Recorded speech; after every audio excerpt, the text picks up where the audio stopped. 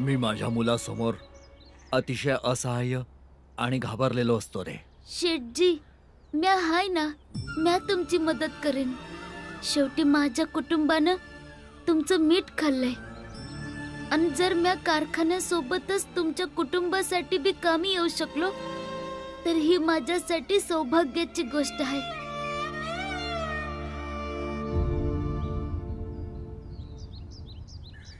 इकडे ये.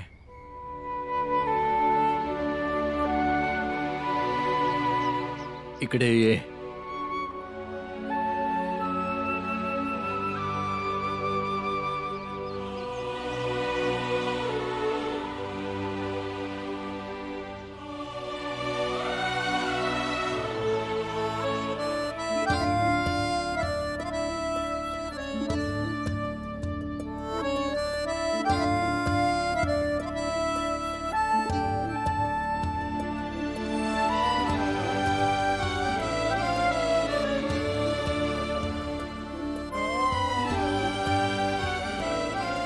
तू खरंच आपल्या बाबांवर गेलायस. तो पण तुझ्यासारखंच बोलतो. तीच बोलण्याची ढब, तोच आत्मविश्वास. एकदम बरोबर बोललेत तुम्ही शेठजी. आम्हाला बी भीम बाबांसारखाच वाटतो या. आणि तुम्ही बिंदास होऊन त्यो सांगतो तसं करा. शेवटी तुम्हीच जिंकणार आणि म्या बी तुमच्या संग आहे.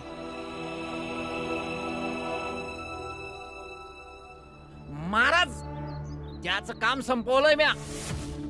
महाराज, काय युक्ती केली आहे. आता याच्या जातीच्या लोकांना कळेल की मंगेशने याला मारलं तेव्हा सगळे मिळून याला शोधायला येते.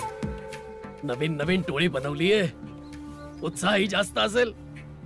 आणि तोपर्यंत आपण देखील आपल्या समाजाला तयार करू आणि मग संधी मिळताच आपण यांच्या जातवाल्यांना ठेचून काढू आणि मगच थंड होईल या लोकांची गुर्मी. आपल्या समाजातल्या लोकांना सुद्धा पुरावा द्यावाच लागेल ना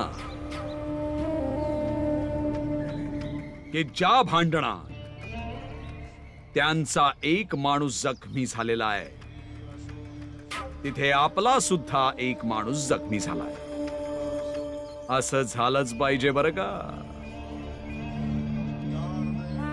म्हणजे महाराज, मला समजलं नाही.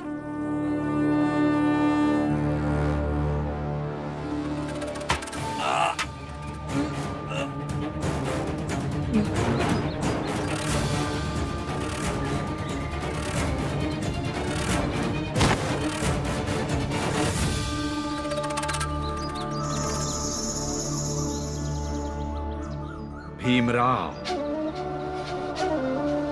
आता सुरू होईल सामाजिक लढाई. आणि या सामाजिक लढाईमध्ये उन्मत्तता वाढेल, समाजात दुरावा निर्माण होईल. आणि हाच निर्माण होणारा दुरावा तुम्हा सर्वांसाठी अजून अवघड परिस्थिती निर्माण करेल. सावरा तिला, जर सावरू शकत असाल. आम्हाला सुद्धा बघू द्या की हा कालचा पोर जो नायक बनायला निघालाय तो हे सगळं कसं काय सांभाळतो, तेही स्वतःच्या वडिलांशिवाय. बस बस बस.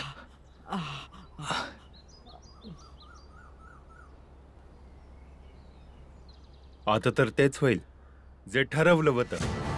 आणि हे ठरवलं होतं की आपण समजे एकमेकांच्या सुखदुःखात भाग घेऊ. आणि भाग घेणं म्हणजे असं नाही की आपण समद्यांनी त्यांनी आपल्याला दिलेल्या जखमांवर मलम लावायचं. भावांनो, पुरंजन, काय झालं ऐकलं का तुम्ही? तिथे समजे स्पृश्य लोक एकत्र आलेत. ते म्हणतात की फुलचंदने त्या चहावाल्या मंगेशला मारलं. म्या कोणाला बी नाही मारलं या. खोटं बोलतायत समजे. अरे मारलं असेल नसेल मारलं, त्यानं काय फरक पडतो? त्यानं तर मारलं ना.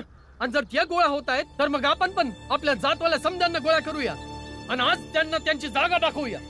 बर, हे असं लढणं काय बरोबर आहे? मी सांगतो की एकदा आपण भीमरावला विचारून घेऊ. अरे हो हो, विचारून घे, विचारून घे. आणि असंच तुम्ही समजे विचारतच राहाल. आणि त्या भीमरावला काय विचाराल रे मूर्खांनो? आणि तो आम्हाला करेल तरी काय? तो भीमराव तुम्हा समध्यासनी मोठ्या मोठ्या गोष्टी सांगत असतो आणि तुम्ही समधे अशिक्षित लोक त्याचं बोलणं ऐकून त्याच्या समोर खाली डोकं करून राहत. पर त्याचा आता काय फायदा? आज तर आम्ही तुम्हा समध्यासनी मारून राहणार. अरे असा कसा मारशील तू? चुप. तू चुप. इथं उभं राहून धमकी देण्यापेक्षा आपल्या लोकांनी कसा वाचवशील त्याचा विचार कर जा. तू आधी सवताचं बघ. जशी त्याची हालत झाली ना तसंच तुला बी मारेन. अरे असा कसा मारशील तू? मला काय फुलचंद समजलं काय? आज तुझी स्पृश्य असल्याची नशा उतरवतो मी. थांब.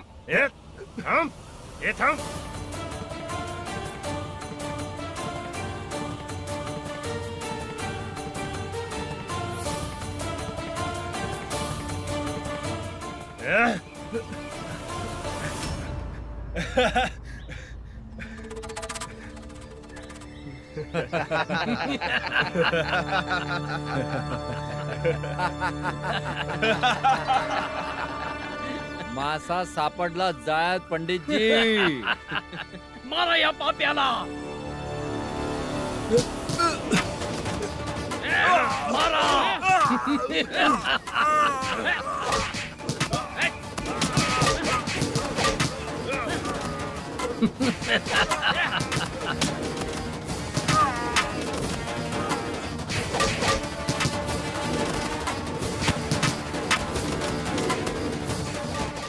आता कुठे या ठिणगीतून आग पसरायला सुरुवात झालेली आहे भीमराव.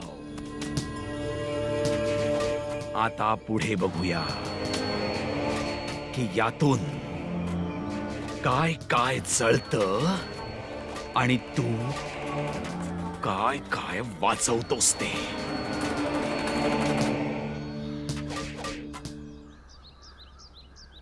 अरे कुठे गेला? अरे इकडेच आला होता तो.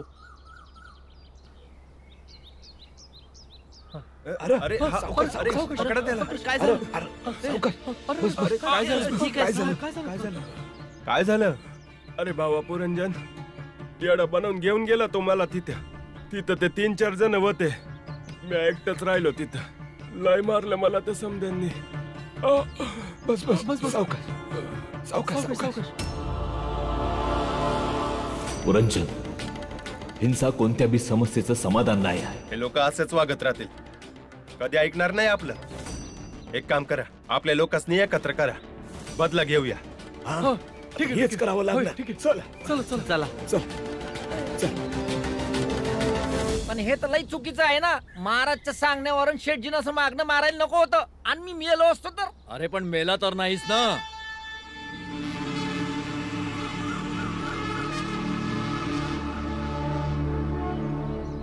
जे लोक कुर्बानी देतात ना ते मरत नसतात. ते लोकांच्या लक्षात नेहमी करता राहतात.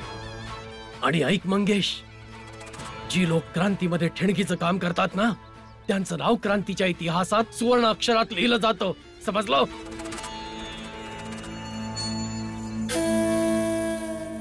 तर मग जा आणि तयारीला लाग. उद्याची सकाळ फक्त आपली जात वाचणार आहे. आणि त्या भीमरावच्या जातीचे लोक एक तर सातारा सोडून जातील, नाहीतर मारले जातील. कळलं?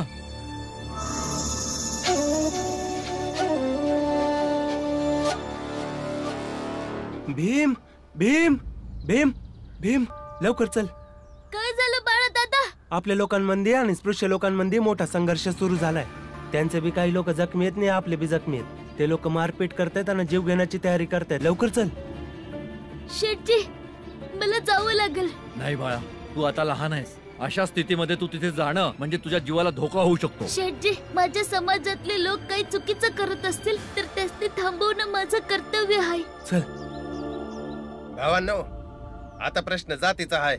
आपल्या समजासने बी जायला हवं. भले भीमरावानं त्याचा भाऊ आपल्या संघ काम करतो इथं, पण हायत ते विरोधी जातवाले ना. आपल्या समजासने मिळून स्पृश्य जातवाल्यांची मदत केली पाहिजे. चला. आंबा, आतमध्ये गपचूप जाऊन आपलं काम करा. ही जातपात इथे काही चालणार नाही. शेठजी, भीमराव बी हेच सांगून गेलाय ना की तो आपल्या जातीसाठी जातोय. वै शेठजी, तेव्हा तुम्ही भीमरावाने आनंदला न थांबवलं. तो आपल्या जातीतल्या लोकांना थांबवायला गेलाय ना की तुमच्या लोकांसारखा आपल्या जातीतल्या लोकांची मदत करायला. तुम्हा लोकांमधनं एकही माणूस तिथे जाणार नाही, नाहीतर मी नोकरीवरून काढून टाकेन. जा आतमध्ये जाऊन काम करा. जेव्हा गोष्ट आपलं पोट भरण्याची आली तर जात धर्म प्रेम सगळं विसरून गेले.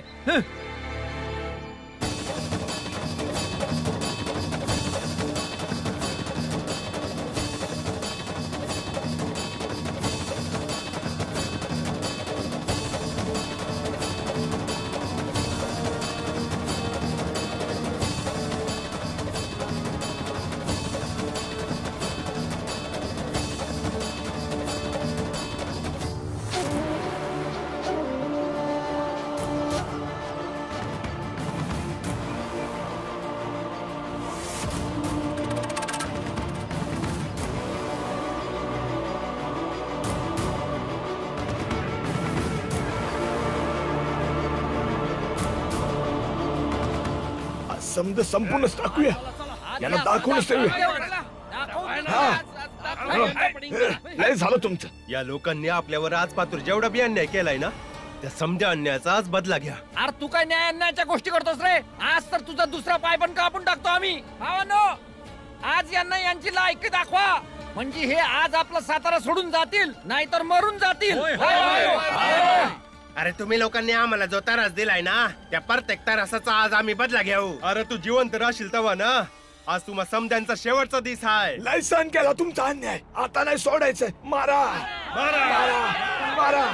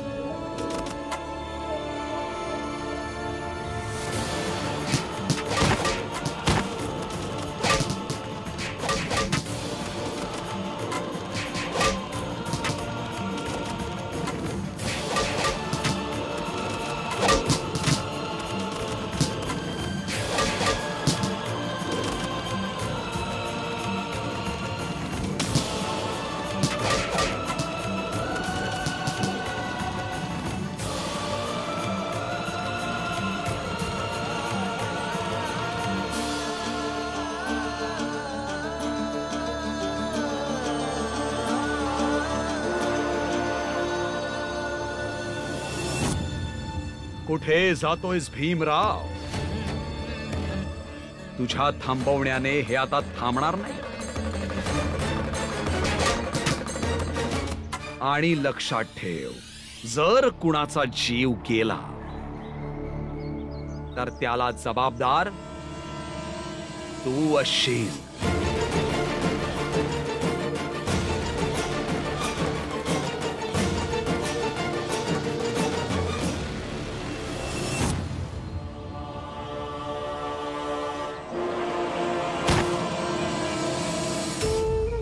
भीम,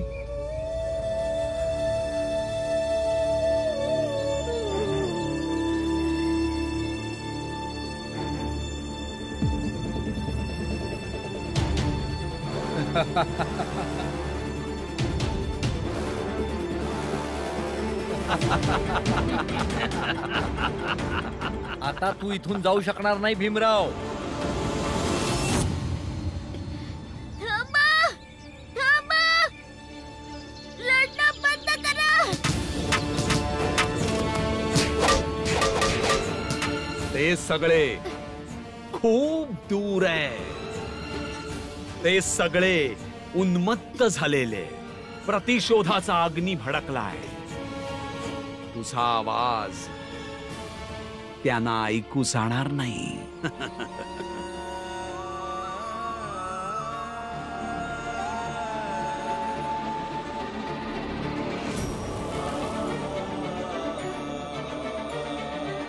भीम, तू तिथे ठीक तर आहेस ना?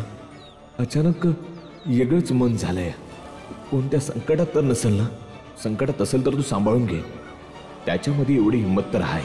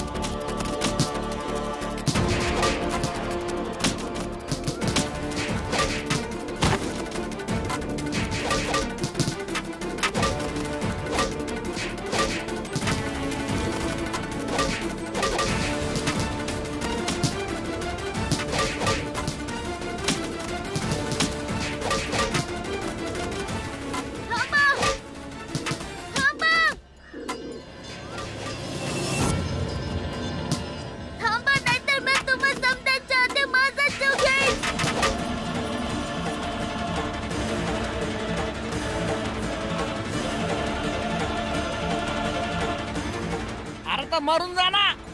तसंही तू जगून करणार काय हायस? भीम बाळा तू हे काय करतोय? जे बी माझ्या समाजाचे लोक आहेत ते समजे मागे व्हा. नाही भीम, आज आम्ही यांना नाही सोडणार. मग माझ्या मरणाला तुम्ही जबाबदार असाल. तुम्ही समजे मागे व्हा.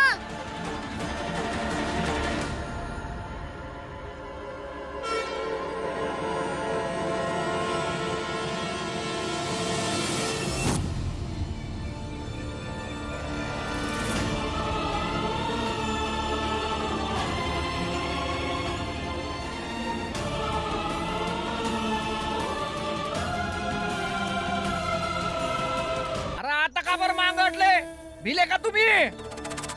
हिम्मत असन तर या इकडं. तुम्हा समजासनी तुमची लायकी आणि ताकद दाखवून देतो. या.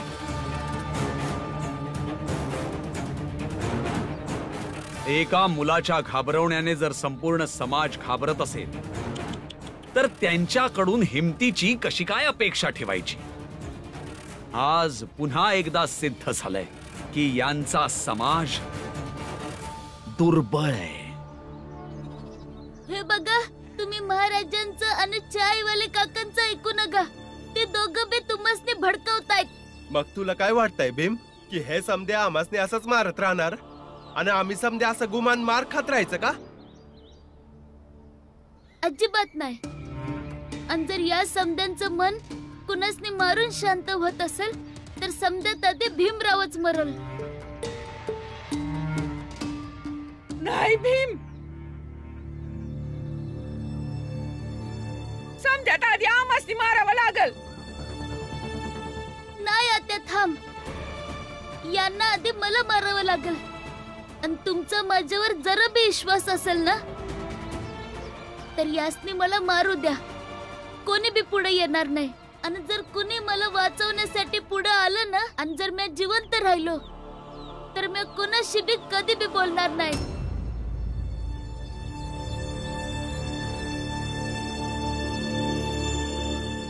मंगेश, अरे बघत काय बसलायस?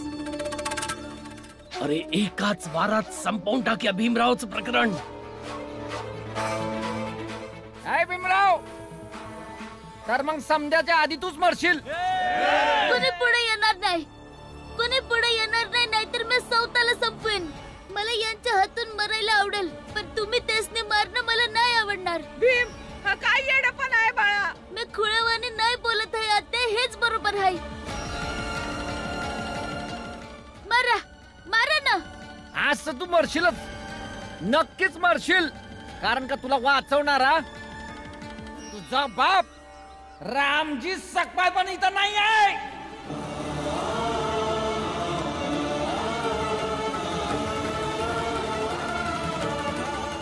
मला विश्वास आहे की भीम जर संकटात असेल तर तो काही ना काही मार्ग नक्कीच काढल.